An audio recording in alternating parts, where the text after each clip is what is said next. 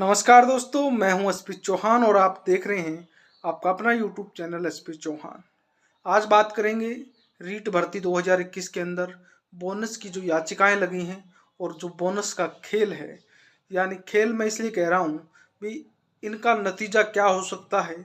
पुराने टाइम की भर्तियों में बोनस पर जो याचिकाएं लगी हैं उनका रिजल्ट आज तक क्या रहा है, कौन सी याचिका ज़्यादा सफल होने के चांसेस रहते हैं। क्योंकि आज के जो कमेंट थे वो मजबूर कर गए मेरे को इस वीडियो को बनाने के लिए, क्योंकि बहुत से साथी ऐसे कमेंट कर रहे हैं साहब आप जनहित याचिका तो कह रहे हैं, ऐसा ना हो हम इस जनहित याचिका के भरोसे रह जाएं और ओनली याचिकाकर्ता को लाभ मिल जाए। हम आपके भरोसे उस भरोसे को न टूटे और आपको सही जानकारी मिल जाए, इसलिए ये मैं वीडियो बना रहा हूँ। तो शुरू करते हैं आज का वीडियो और अपने दोस्तों के साथ भी ज़रूर शेयर कर दीजिएगा ताकि उन तक सही जानकारी सही रूप से मिल जाए। दोस्तों, मैंने आपको पहले भी एक दो वीडियो में बताया है कि दो प्रकार की याचिकाएं होती है। एक वो याचिका जो जनहित होती है, जो पूरी भर्ती पर लागू होती है। दूसरी याचिका जो ओनली याचिकाकर्ता को लाभ देने के लिए पर्सनल याचिका लगाई जाती है। लेकिन एक तीसरी कंडीशन ये है कि कई बार भर्ती ऐसा मोड़ ले लेती है या इस स्टेज तक पहुंच जाती है जब जनहित याचिका भी पर्सनल याचिका में कन्वर्ट हो जाती है।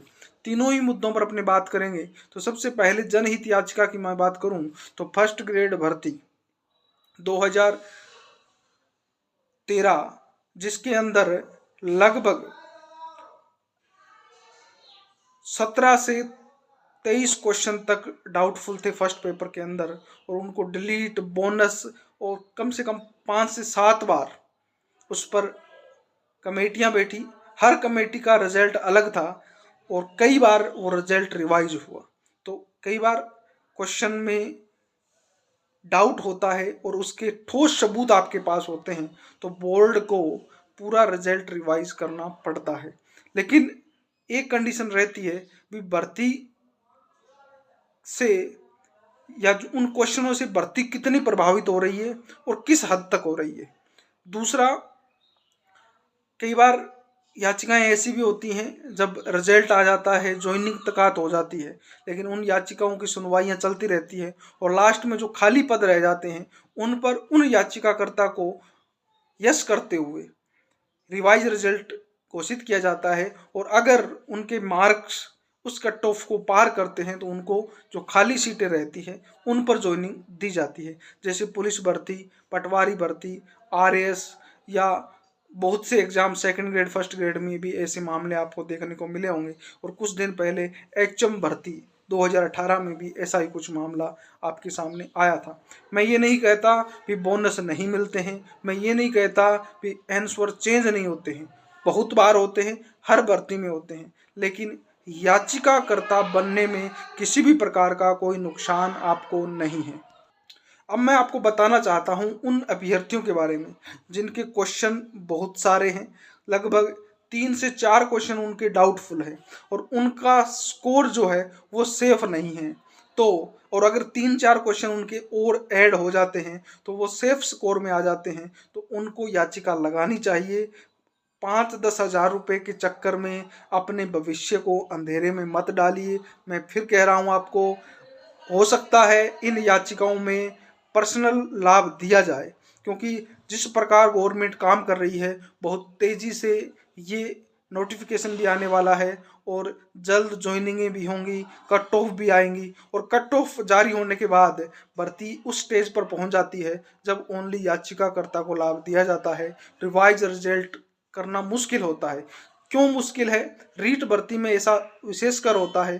क्यों होता है? क्योंकि फर्स्ट ग्रेड आरपीएस जो आयोजित करती है उसमें सिर्फ 1-2 एग्जाम होते हैं और उन्हीं से वो कट ऑफ बनती है। जबकि यहाँ रीट का एग्जाम अलग है, आपकी विज्ञप्ति जो मिकानी निर्देशालय जारी करेगा वो अलग है और दोनों में फॉर्म भरने की डेट भी अलग होती है। रिजल्ट के बाद वो फॉर्म भरे जाते हैं। अब अगर रिवाइज रिजल्ट होता है तो विज्ञप्ति भी दोबारा निकालनी पड़ेगी, तो एक लंबा प्रोसेस हो जाता है। तो कोर्ट ये कह देता है कि पूरी को रिवाइज न करते हुए आप ओनली याचिकाकर्ता को ही का रिजल्ट ही रिवाइज कर दीजिए।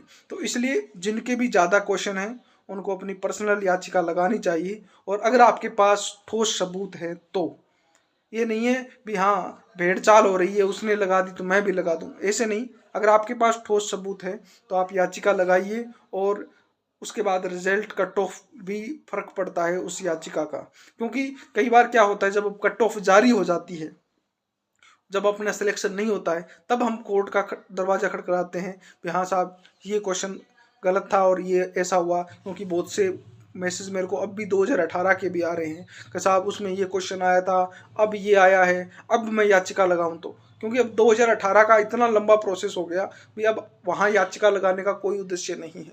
इसलिए रिजल्ट आ चुका है, फाइनल आंसर की आ चुकी है, आपको याचिका लगाने का सही समय यही है।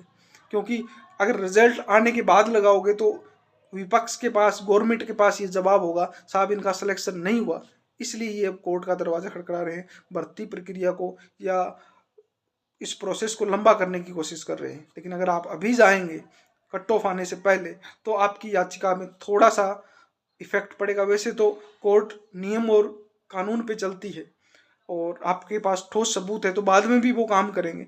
लेकिन आपके पास अगर ठोस सबूत है तो आप पहले जाएं तो ज़्यादा सेफ होगा। और पर्सनल याचिका में कोई ज़्यादा खर्चा नहीं होता है, आप 5-7 हज़ार रुपये में भी अपनी याचिका लगा सकते हैं और अच्छी तरीके से अच्छे एडवोकेट के पास पैरवी करवा सकते हैं। तो दोस्तों ये था आज का वीडियो। समझ में आया होगा आपको कि कौन सी याचिका कब और कैसे काम करती है, कब याचिकाएं जनहित से बदल भी जाती है। तो आपको फैसला लेना है, आप मेरे पे मत छोड़िए, मैंने आपको सब कुछ बता दिया है। अब आपको फैसला लेना है कि आपको याचिका लगानी है या जो जनहित याचिकाएं लगी हुई है उनके भरोसे रहना है। ओके दोस्तों, फिर मिलता हूँ एक नई वीडियो के साथ, तब तक जय हिंद, जय भारत।